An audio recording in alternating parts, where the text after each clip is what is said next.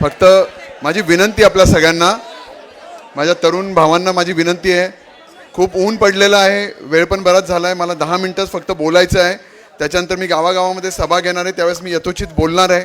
पण आज महत्त्वाचं आहे, त्याच्यामुळे आपण सगळ्यांनी शांततेत आपण हा सगळा विषय मांडूयात. त्यावेळेस सगळ्यांनी शांततेत, सगळे चौकार फटकार मारणारे ते टेन्शनच घेऊ नका तुम्ही. आता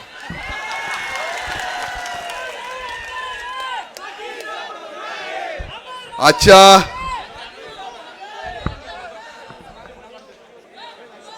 बाजूला सगळे आजच्या या परिवर्तन रॅली आणि त्या रॅलीनिमित्त होत असलेल्या परिवर्तन सभेनिमित्त मला आशीर्वाद देण्याकरता व्यासपीठावर उपस्थित असलेले सर्व सन्माननीय, माझ्यासमोर उपस्थित असलेले सर्व सन्माननीय पदाधिकारी, माझे मित्रांनो, माता भगिनींनो, एकीला सोडून, कारण इथे माझी धर्मपत्नी बसली तर तिलाही बहीण म्हटलं तर गडबड होऊन जाईल. सगळ्यांना माझा नमस्कार.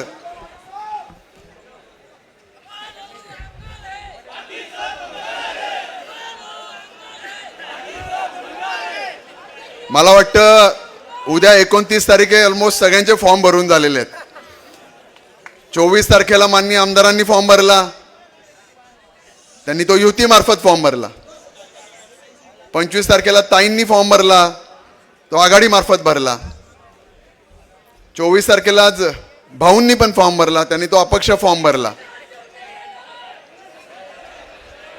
सगळ्यांनी दोन मित्र 2 मिनिटं, समोरचे काय बोललेत आपल्याला त्यांना त्यांची उत्तरं द्यायची आहेत. आमदार साहेबांनी फॉर्म भरलात. मला चांगलं आठवतं, आजच्या 5 वर्षापूर्वी इथेच सभा झाली होती, त्यांची पण झाली होती आणि आपली पण झाली होती. त्यावेळेस ते बोलले होते, या छिचोरा पोराबद्दल मी बोलणार नाही. त्यांच्या काहीतरी 27-28 मिनिटाच्या भाषणामध्ये 23 मिनिटं माझ्यावर बोललेत. काली तेच झालं, म्हणाले त्याच्याबद्दल मी बिलकुल बोलणार नाही आणि यथोचित उद्धार करण्याचं सगळं प्रकार त्यांनी केलं.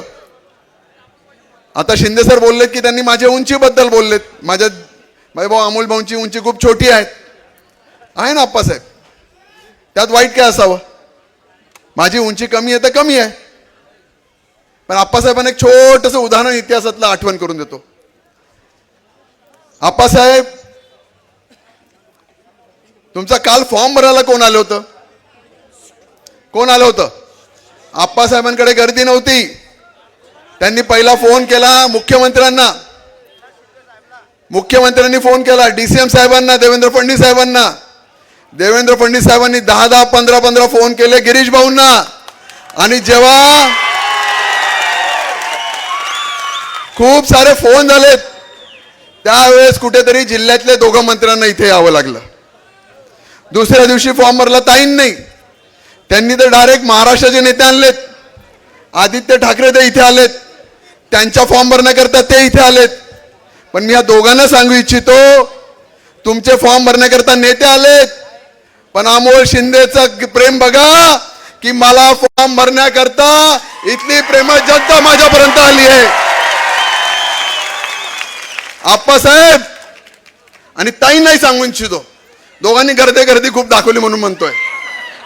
मी कॅमेरेवाल्यांना सगळ्यांना सांगतोय, ह्या सगळ्यांवर कॅमेरा करा, इंडिव्हिज्युअल फोटो बघा, सगळ्यांचे चेहरे झूम करून बघा. आज झालं तर आज, उद्या, परवा, ज्यावेळेस तुम्हाला तो व्यक्ती दिसेल, सापडेल की तो ह्या गावाचा आहे, तो त्या गावाचा आहे, ही माझी माता भगिनी त्या गावातली आहे, ह्या भागामध्ये राहणारी आहेत, त्यांना घरी जाऊन विचारा की अमोल भाऊंनी काही तुम्हाला पैसे दिले होते म्हणून तुम्ही इथे आले होते का अमोल भाऊंच्या प्रेमाखातर आले होते? आप्पासाहेब, ताईसाहेब, तुमच्याकडे जी गर्दी झाली होती ना, ती फक्त आणि फक्त पैशांच्या जीवावर झालेली होती. तुमचा पूर्व इतिहास जर सांगितला तर काय बोलले ते तुम्ही तुमचा पूर्व इतिहासामध्ये की आम्ही कांदे बटाट्यानुसार घेऊन टाकू. आज आप्पा म्हणतात की मी कांद्याने घेऊन टाकेल, कांद्याच्या भावात. ताई म्हणते मी. अरे आप्पासाहेब, ही पाचोरा बडगावची जनता आहे, खुद्दार जनता आहे. त्यावेळेस तुम्हाला कांदे बटाट्यांना घरी पाठवलं होतं, आताही तुम्हाला दोघांना घरी बसवल्याशिवाय राहणार नाही. मी दोघांबद्दल अच्छा करता बोललो की आप्पासाहेबांना बोललं की तुम्ही सगळं अमोल भाऊंबद्दल बोलला, थोडं दिलीप भाऊंबद्दल बोललात, थोडं ताईंबद्दल बोललं असतं, त्यांच्याबद्दल मी बोलत नाही. ते त्यांचं तुम्ही समजून घ्या. दोघांचं काही साठलोटा आहे का नाही ते बघून घ्या. ते आपण काही बोलायचं नाही, त्यांनी ते त्यांचं ठरवायचं. आप्पासाहेब बोललेत माझ्या उंचीबद्दल की त्या अमोलची उंची कमी आहे, त्याला खाली काहीतरी उभं करायला लागतं म्हणे, तेव्हा तो जाऊन उभं राहतं. होय आप्पासाहेब, माझी उंची कमी आहे, पण इतिहास आठवण करून देतो आप्पासाहेबांना. औरंगजेबाने सांगितलं की तो मर्द मराठा आहे, शिवबा आहे, जा त्याला घेऊन ये. आणि त्याच्याकरता अफजल खानाला औरंगजेबाने पाठवलं होतं छत्रपती शिवाजी महाराजांना चालून यायला. तो आप्पासाहेबांसारखा ध्येय धिप्पाड योजना असलेला अफजल खान या मराठ्यांवर चालून आला होता. जेव्हा तो महाराष्ट्रावर सह्याद्रीवर चालून येत होता तेव्हा माझ्या माता भगिनींना त्रास देत होता, माझ्या शेतकऱ्यांना छेडत होता. त्याच पद्धतीमध्ये मागील 10 वर्ष आप्पासाहेब तुम्ही आमच्या जनतेला छेडलेला आहे. औरंगजेब चालून आला, ती काळ ठरली, ती वेळ ठरला. त्या गडाच्या पायथ्याशी छत्रपती शिवाजी महाराज आणि औरंगजेबाची भेट ठरली. अफजल खानाची आणि छत्रपती शिवाजी महाराजांची भेट ठरली. काय झालं मग? अफजल खान म्हणत होता छत्रपती शिवाजी महाराजांची उंची कशी आहे, कशी आहे, अमोल शिंदेची उंची कशी आहे. मी महाराजांबद्दल मला कंपॅरिझन नाही करत आहे, पण इतिहास आपण आठवण करून देतो उंचीबद्दल. भेट ठरली, महाराज गडावरून खाली उतरलेत, अफजल खान तिथे त्यांची वाट बघत होतात. तो म्हणता ये शिवबा है ना, ये तो इत्तू सा है, मैं उसको काके में लेके कुचल डालूंगा, मार डालूंगा. शिवाजी महाराज खाली आलेत, अफजल खानाची भेट घेतात. अफजल खान मागून कोटळा काढतो, तो चाकू काढतो आणि छत्रपती शिवाजी महाराजांच्या पाठीत खुचतो. जसं आप्पांनी केलं ना तसंच ते करतात. पण छत्रपती शिवाजी महाराज वाघनख काढतात आणि त्यांचा सगळा कोथळा बाहेर काढून टाकतात. त्याच पद्धतीमध्ये आप्पासाहेब, ही जी जनता आहे ना, तुम्ही केलेला विकासाचा कोथळा बाहेर काढल्याशिवाय राहणार नाही. आप्पासाहेब, खरं तर मला तुमच्याकडनं अपेक्षा काय होती, हा विषय माझा नव्हता. हा तुम्ही माझ्याबद्दल व्यंगाबद्दल बोललेत, माझ्या वडिलांबद्दल बोललेत, म्हणून मी हा विषय इथं काढलात. नाहीतर मला इतिहासाची पानं पुसायची नव्हती. तुम्हाला नाही तर छत्रपती शिवाजी महाराजांच्या करता आठवण करून दिली की माणसाची उंचीवरून त्याची कीर्ती ठरत नसते, त्याच्या कर्तृत्वावरून त्याची उंची ठरत असते.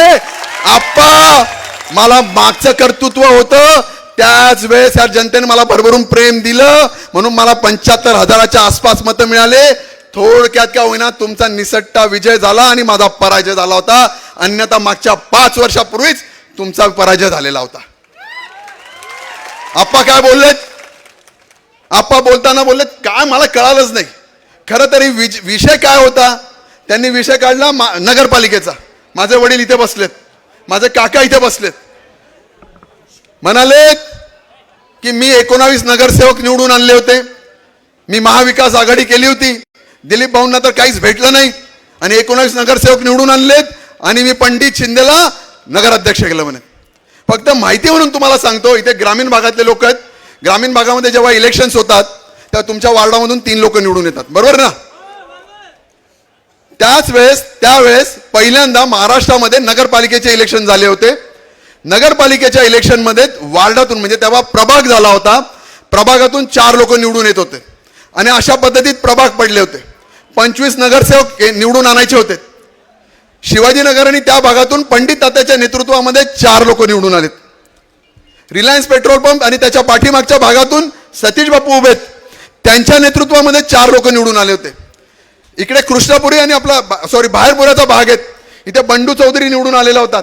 इथल्या लोकांना माहिती आहेत की 24 तास बंडू चौधरी माझा वर्गमित्र आहेत, त्याच्याकरता अमोल शिंदे ठाण मांडून बसला होता आणि बंडू चौधरी बरोबर 4 लोक निवडून आले होते.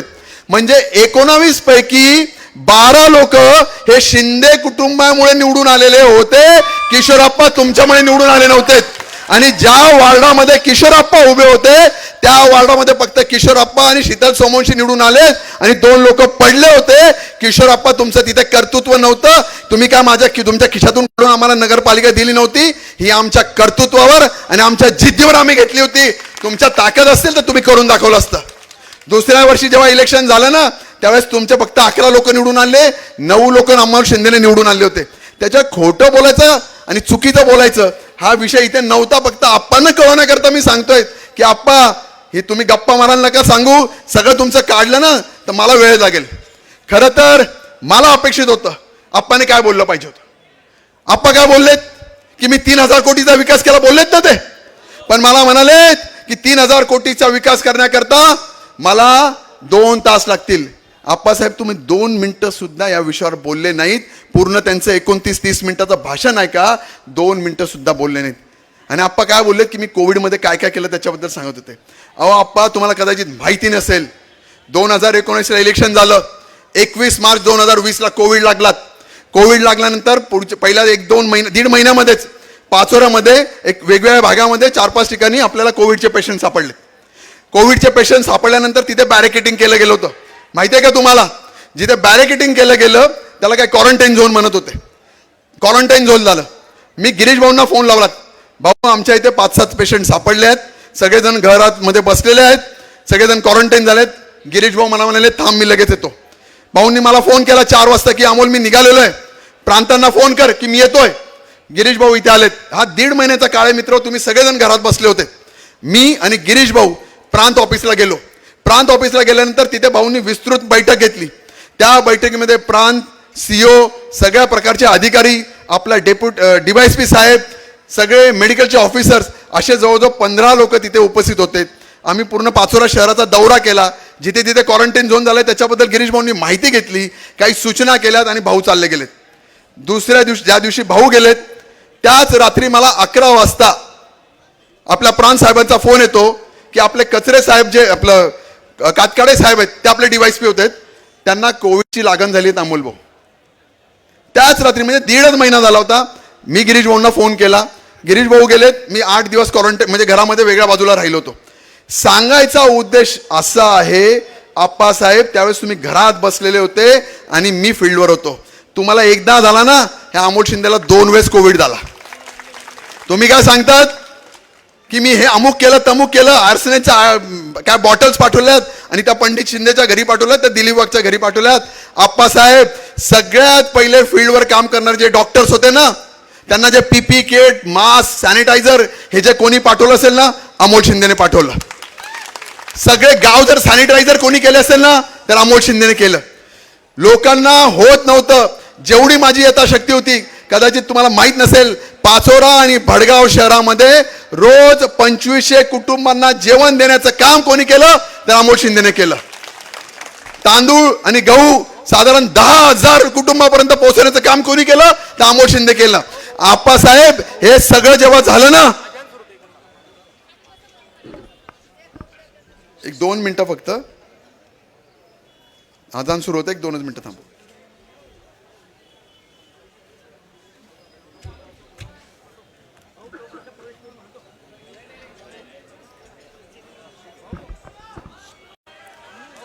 एकच मिनिटं फक्त 1 मिनिटं थांबत.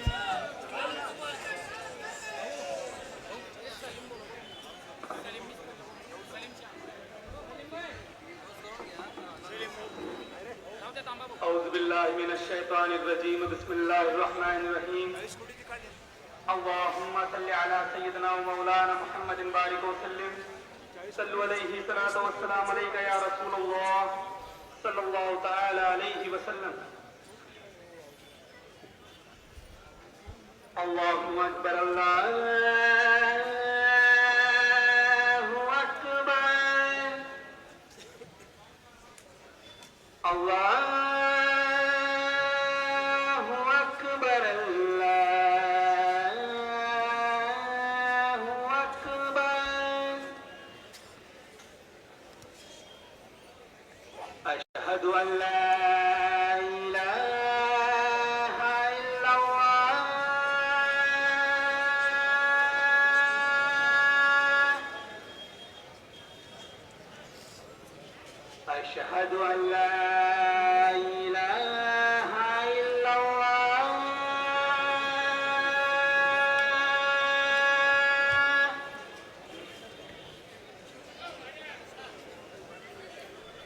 أشهد أن محمدا رسول الله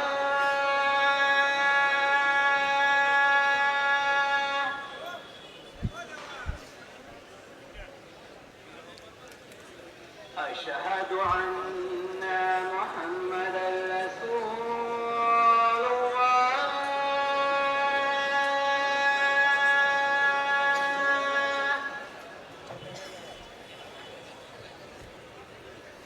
حي على الصلاة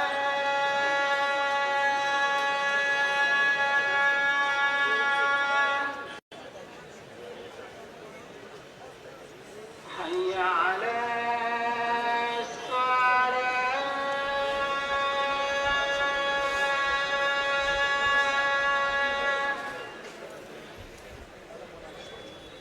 حي على الفلاح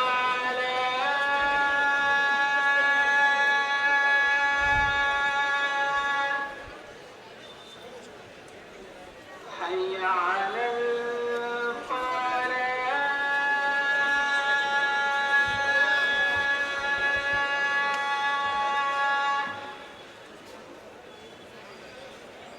الله أكبر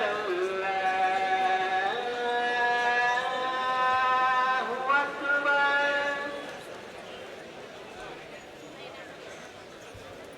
لا إله إلا الله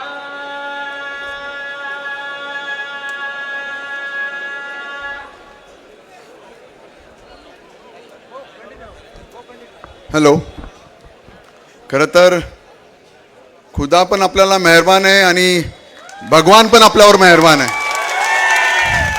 हे नशीब फक्त माझ्याच बाबतीत घडलं. आप्पासाहेब हे नशीब तुम्हाला कधीच भेटणार नाहीये. विकासावर आप्पांनी बोलायला पाहिजे होतं. इथे माझ्यासमोर माझ्या माता भगिनी बसल्या आहेत. सगळ्या बचत गटाच्या महिला आहेत ना तुम्ही. बचत गटाच्या महिलांना बँकेकडनं कर्ज स्वरूपात पैसे मिळतात. दर आठवड्याला तुम्हाला टप्प्याटप्प्यामध्ये ते व्याज थोडं पकडून पैसे परत करायला लागतात. बरोबर ना? असंच होतं की नाही? आप्पासाहेबांनी काय केलंय? काही CRP महिला घेतल्यात, प्रत्येकाच्या घरी पाठवतायत, त्यांना त्यांच्याबद्दलची माहिती द्यायला सांगतायत. आप्पासाहेब एक छोटंसं उदाहरण तुम्हाला देतो, तुम्हाला सगळ्यांना म्हणून सांगतो. कोल्ह्याचं कोणी आलेत का इथे? माझा भावडू कुठे आहेत? मित्र आजच्या एक साधारण 10 ते 15 दिवसापूर्वी किंवा 20 दिवसापूर्वी ताई तुम्हाला सगळ्यांना सांगू इच्छितो. एक दुर्दैव घटना घडली. एक माझी बहीण हिने आत्महत्या केली. मी जेव्हा तिथे भेटायला गेलो ना, तर मला जेव्हा कळालं की तिने आत्महत्या का केली, तर मोजून 1000-2000 रुपयाकरता तिने आत्महत्या केलेली होती. त्याचं कारण असं होतं की तिने बचत गटाच्या माध्यमातून बँकेकडनं पैसे घेतलेले होते आणि त्या दिवशी बँकेचा अधिकारी तिच्याकडे पैसे घ्यायला येणार होता आणि तिच्याकडे ते 2000 रुपये सुद्धा द्यायला नव्हते. त्याकरता तिने केली. तिला वाईट वाटत होतं की जेव्हा समाजामध्ये आजूबाजूच्या लोकांना जेव्हा कळेल की बा माझ्याकडे ते पैसे द्यायला काहीच नाही, माझ्या नवऱ्याला कळेल की माझ्याकडे ते पैसे द्यायला नाही, माझी सासू सासऱ्याला कळेल की ते पैसे सुद्धा माझ्याकडे द्यायला काहीच नाही आहे, माझी इज्जत जाईल. त्यामुळे माझ्या त्या बहिणीने आत्महत्या केली. फक्त 2000 रुपयाकरता. कोल्ह्यामध्ये मी गेलो होतो, तिथे जाऊन भेटून आलो. आप्पासाहेब तुम्हाला 10 वर्षात वाटलं नाही का माझ्या इथे माता भगिनी बसलायत, यांना तुम्हाला स्वावलंबी करता येऊ शकतं, यांच्या हाताला काम देता येऊ शकतं, असं एक तरी उदाहरण सांगा. तुम्ही 3500 कोटी रुपये खर्च केलेले म्हणून सांगतात आप्पासाहेब. तुम्हाला काय वाटतं? एवढी विदारक परिस्थिती माझ्या मतदारसंघामध्ये होते आणि आप्पासाहेब कुठे आहेत? तर आप्पा त्यावेळेस फॉरेन दौरा करतायत, आप्पा बाहेर फिरतायत. मला वाईट वाटतं आप्पासाहेब की तुम्ही या तालुक्याचे प्रथम नागरिक आहात. तुम्ही या तालुक्याचे पालक आहात, तुम्ही वडीलधारी आहात. सर्व जबाबदारी ही आप्पा ही तुमची होती. मी तर म्हणतो की हे पाप सुद्धा आप्पा तुमचंच आहे.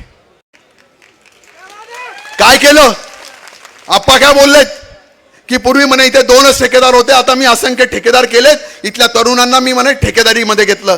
आप्पासाहेब काय केलं सांगू तुम्हाला? घ्या आठवण करून तुम्हाला सांगतो. एखाद्या माझा बेरोजगार तरुणाला त्यांनी ठेका दिला.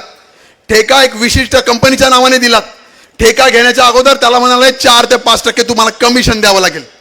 त्याच्यानंतर सांगितलं त्या मुलाकडे पैसे नव्हते, मग त्यांच्याच एका कुठल्या तरी ओळखीकडनं व्याजाने पैसे घेऊन दिलेत. 3-3, 5-5 टक्क्यांनी त्याला पैसे घेऊन दिलेत. तो माझा तरुण ज्याच्याकडे 1 रुपया नाही त्याने व्याजाने पैसे घेतलेत. ते काम केलं, काम पूर्ण करतो.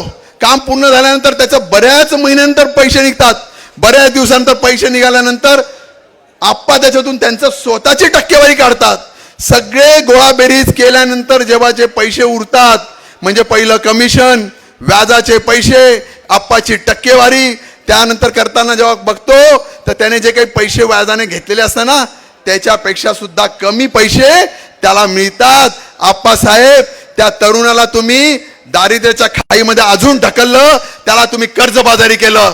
हे एक वास्तव आहे. होय आप्पासाहेब, तुम्ही पाप केला आहे त्याच्या हातामध्ये चाकू सुरे देऊन. होय आप्पासाहेब, तुम्ही पाप केला आहे त्याला व्यसनाला लावून. होय आप्पासाहेब, तुम्ही पाप केला आहे तुमच्या स्वतःच्या फायद्याकरता त्या तरुणांना, इतरांना धमकी देणे, इतरांना मारधोड करणे, अशा पद्धतीचं काम तुमच्या स्वतःच्या फायद्याकरता त्या तरुणांकरता केलेलं आहे. आप्पासाहेब, माझ्याकडे पाठवा. मी राहिलो असतो किंवा मी माझ्याकडे कोणी तरुण आला तर त्याला चांगल्या पद्धतीत सुसंस्कृत असं शिक्षण किंवा त्याला वळण देण्याचं काम अमोल शिंदे करत असतो. त्याला असं दारिद्र्याच्या खाईमध्ये किंवा कर्जाबाईच्या खाईमध्ये टाकत नाही. काय उदाहरण आप्पांचे. भर चौकामध्ये पत्रकाराला मारहाण. या इथेच माझी एक पत्रकार आई राहते, ताई राहते. तिच्या घरी जाऊन तिचं कुंकू पुसून टाकून देईल अशा पद्धतीची धमकी वजा किशोरप्पांनी दिली. काय केलं? एका हॉटेल मालकाला चाकू खोचला. काय केलं? काल परवा भडगावमध्ये तर सांस्कृतिक कार्यक्रम चालू असताना त्यांचा कार्यकर्ता तो गुंड हातामध्ये लाठी घेऊन ते साऊंड सिस्टीम फोडतोय, लाईट फोडतोय. अशी शिकवण आप्पासाहेब, अशी दहशत, एक सिंडिकेट गुंडगिरी जर कोणी पसरवली असेल तर फक्त आणि फक्त आप्पासाहेब तुम्हीच पसरवली, दुसरी कोणीच पसरवली नाही. काय पाहिजे होतं आप्पासाहेब आम्ही तरुणांना? हाताला काम आणि पोटाला भाकरी. काय पाहिजे माझ्या विद्यार्थ्याला? एक चांगलं शिक्षण मिळण्याकरता इथे एज्युकेशन संस्था तुम्हाला उभा करायला पाहिजे होती. काय पाहिजे होतं आप्पा माझ्या तरुणांना? इथे मोठा उद्योगधंदा किंवा कंपनी तुम्ही उभा करायला पाहिजे होती. पण आप्पासाहेब तुम्ही केली का? नाही केली. फक्त सांगितले मी MIDC आणली, नुसतं ठोका मारतो. आप्पासाहेब, MIDCचं जागा आणली. काय करावं लागतं MIDCला? रस्ते टाकावं लागतात, लाईट आणावी लागते, पाणी आणावं लागतं. एखादी मोठी कंपनी आली तर 24 तास पाणी आणि लाईट द्यावं लागतं. आणलं का? 10 वर्षात आणली का तुम्ही? अहो आप्पासाहेब, एखादी मोठी कंपनी आणली असती, हजारो लोकांना काम मिळालं असतं तर सगळ्यांनी तुम्हाला दुवा दिली असती. कंपनी टाकली, फॅक्टरी टाकली तर स्वतःची टाकली. बाजूला नांद्र्यातले कोणी आहेत का इथे? मला सांगा, नांद्र्यातला एक तरी मुलगा त्यांनी लावला का त्यांच्या फॅक्टरीला? काय पाहिजे? लावला का? आप्पा, याची उत्तरं तुम्हाला द्यायची आहेत. काय केलं शेतकऱ्यांबद्दल? ज्या वेळेस मागच्या वेळेस पाऊस पडला नाही त्यावेळेस हा अमोल शिंदे होता की शेतकऱ्यांना कोरडा दुष्काळ जाहीर व्हायला पाहिजे त्याकरता वन फिरत होता. कलेक्टर ऑफिसला रात्री 12:30-1 वाजेपर्यंत बसून पीक विमा मंजूर करून घेतला होता. आप्पासाहेब, तुम्हाला तर ही गोष्ट माहीत पण नव्हती की पीक विमा मंजूर केला जातो. तुम्हाला माहिती आहे का पीक विमा आप्पासाहेब कशाबद्दल मंजूर झाला? पीक विमा मिळण्याचे वेगवेगळे निकष आहे मित्रांनो. अति पाऊस पडला तर, कमी पाऊस पडला तर, वादळ वाऱ्याने पिकाचं नुकसान झालं तर. आणि हा जो पीक विमा मिळाला होता ना, तर मागच्या असलेलं उत्पन्न आणि आता असलेलं उत्पन्न याच्यामध्ये जो घट पडला त्याच्याकरता मिळालेलं होतं. इथे पाचोरा तालुक्यातले किती लोक शेतकरी? हात वरती करा बरं. साधारण पाचोरा तालुक्यात 46,000 शेतकऱ्यांना 95 कोटी रुपयापर्यंत मिळालेत आणि भडगाव तालुक्यामध्ये असलेल्या 23,000 शेतकऱ्यांना फक्त 15 कोटी रुपये मिळालेत. मला जेव्हा कळालं की माझ्या भडगाव तालुक्यातल्या शेतकऱ्यांवर अन्याय होत आहे त्यावेळेस मी लगेच पुन्हा कलेक्टर ऑफिस गाठलं. पुन्हा एकदा कृषी अधिकाऱ्यांपर्यंत गेलो. त्यांना म्हटलं पुन्हा एकदा सर्वेक्षण करा, पुन्हा एकदा सगळी मांडणी करा आणि माझ्या भडगाव तालुक्याला अन्याय झाला आहे तर तो न्याय कसा मिळेल, त्यांना अजून कसे पैसे मिळतील याच्याकरता प्रयत्न केला. पण आप्पासाहेब, हे तुम्ही कुठे होता त्यावेळेस? कुठे गेला? तुम्हाला शेतकऱ्यांबद्दल कळवा.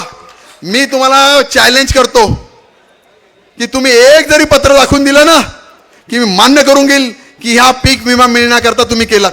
त्यांनी काय केलं? एक पत्र दाखवलं. ते फोटोमध्ये दाखवलेलं पत्र ते नीटचं दिसत नव्हतं. सांगितलं की मी अनिल भाईदासांना हे पत्र देऊन आलो होतो.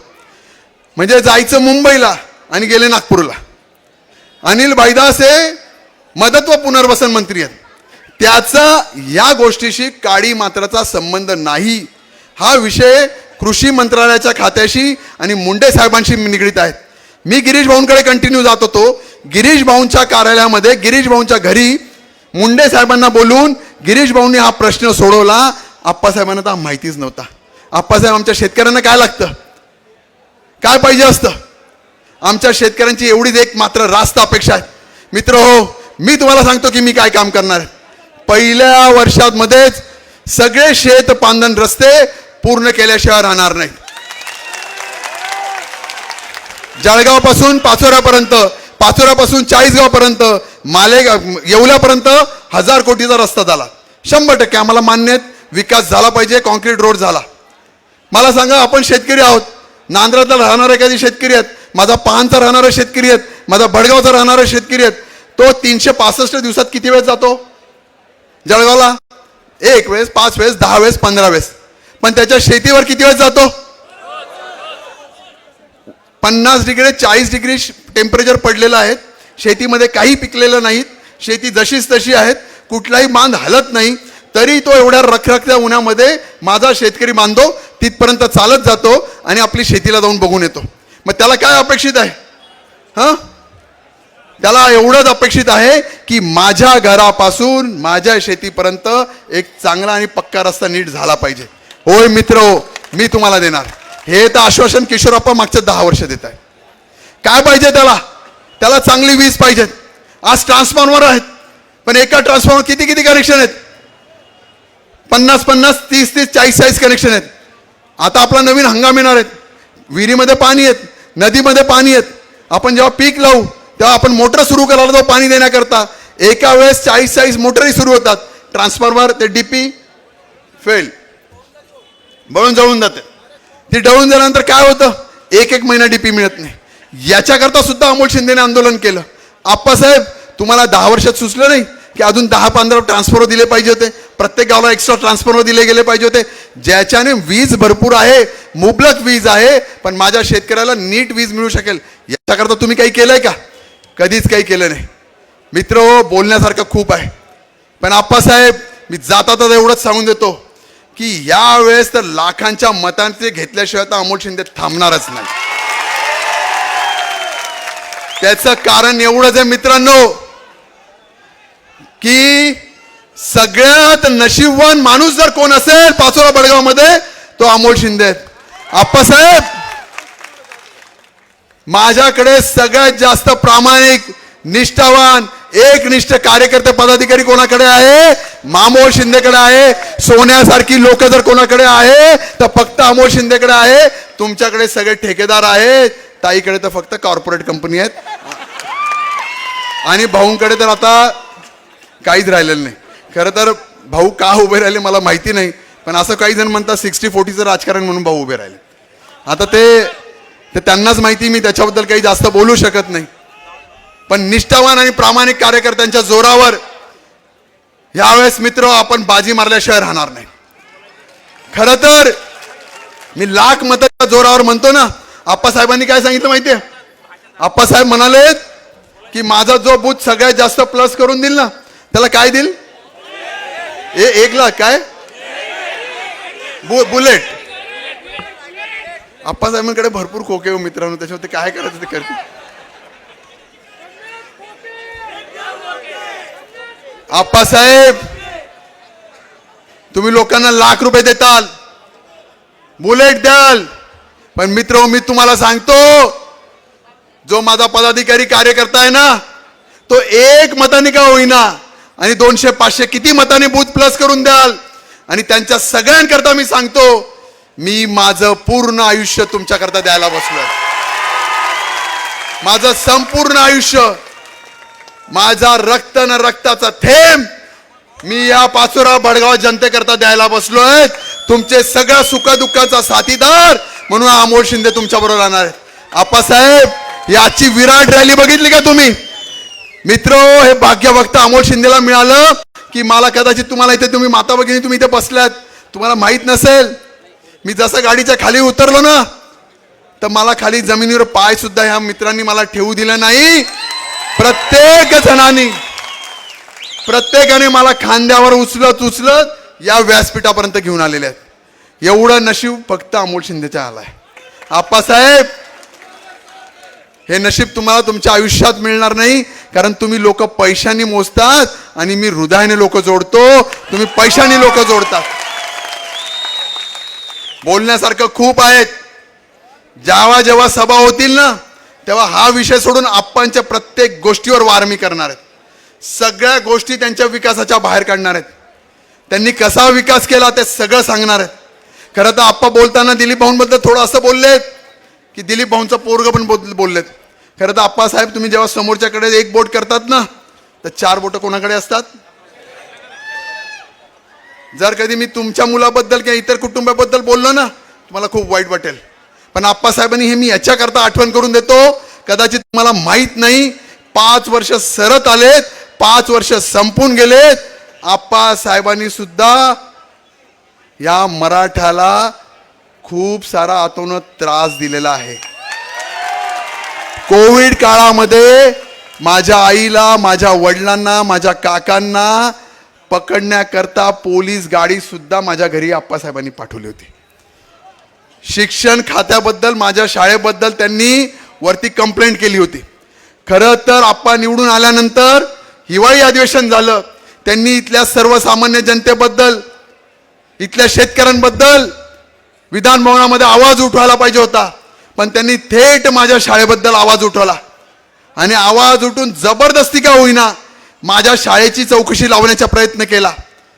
शाळेची चौकशी तालुका स्तरावर झाली, शाळेची चौकशी जिल्हा स्तरावर झाली, शाळेची चौकशी विभाग स्तरावर झाली, शाळेची चौकशी महाराष्ट्र स्तरावर झाली. पण माझ्या शाळेमध्ये किंतु परंतु सुद्धा मनाला सुद्धा की छोटा डाग लागेल असं काही सुद्धा सापडलं नाही. एकदम नीट आणि क्लीन शाळा मिळाली.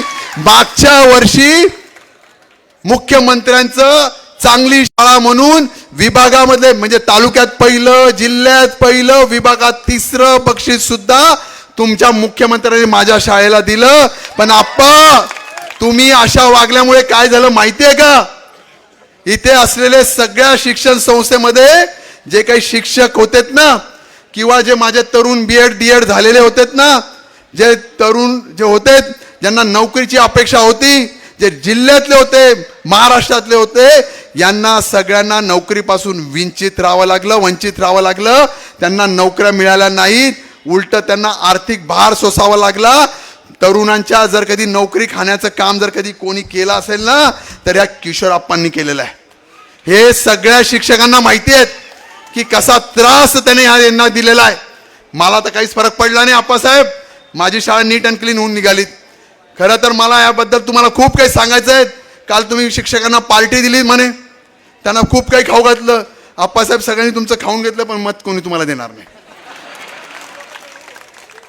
आणि तुम्हाला माझ्या माता भगिनींना सांगायचंच राहिलं, नेमकं इलेक्शन यावेळेस चुकून गेलं हो. इलेक्शन कुशामध्ये आलं, दिवाळीत आपण काय करतो? दिवे लावतो, आपण दरवाजे उघडे ठेवतो. दरवाजे का बरं उघडे ठेवतो बरं? लक्ष्मी घरात आली पाहिजे म्हणून. नक्कीच यांच्याकडनं खोके येतील, ताईंकडनं कदाचित म्हणे कुकर काय आलंच नाही म्हणतात. बरं, पहिले साड्यांमुळे काही गडबड नाही ना? आता म्हणे चांदीचे जोडवे पण देणार आहे मला.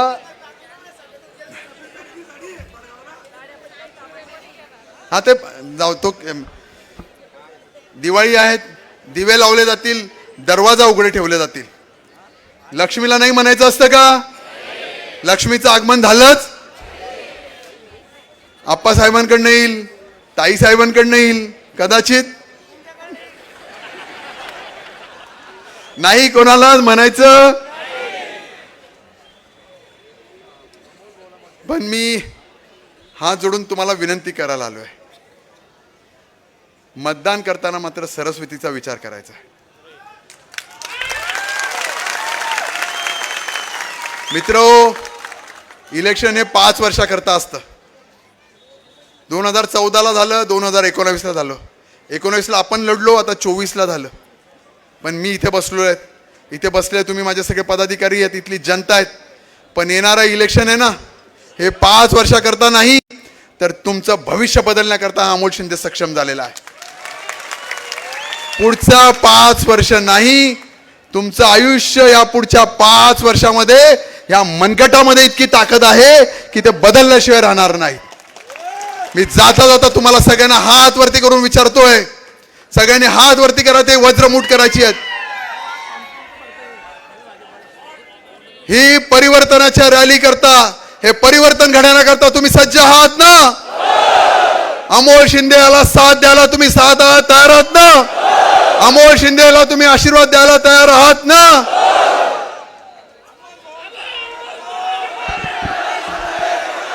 तुमच्या सगळ्यांच्या आशीर्वादाने आज आपण इथे फॉर्म भरणार आहेत. जाता जाता तुम्हाला एवढंच सांगतो, 2 मिनिटं मित्रांनो. सगळ्यात पहिले सलीम भाई आप ऊपर आ जाओ. सगळ्यात पहिले माझ्या माता भगिनी सगळ्यात पुढे चालतील, त्याच्यानंतर आपण, आणि मला पुन्हा एकदा विनंती की आपण चालत आता जाऊयात. मला एक आणि घाई करू नका, फक्त 10 मिनिटं मला खाली पायी चालू द्या. सगळ्यात पहिले माता भगिनी जातील, त्याच्या मागे आपण सगळेजण चालणार आहोत. माता भगिनी नंतर मी असेल आणि माझ्या माथेमागे चालणार आहेत आपण छत्रपती शिवाजी महाराजांना, डॉक्टर बाबासाहेब आंबेडकरांना आणि महात्मा ज्योतिबा फुलेंना माल्यार्पण करणार आहोत आणि त्याच्यानंतर आपलं नामनिर्देशन करणार आहात. मी ते सगळेजण आवर्जून उपस्थित झाले, त्याच्याबद्दल आपल्या सगळ्यांचे आभार मानतो आणि थांबतो. जय हिंद, जय महाराष्ट्र. आमच्या चॅनलला लाईक करा, सबस्क्राईब करा, बेल आयकॉनवर क्लिक करा आणि हो शेअर करायला विसरू नका.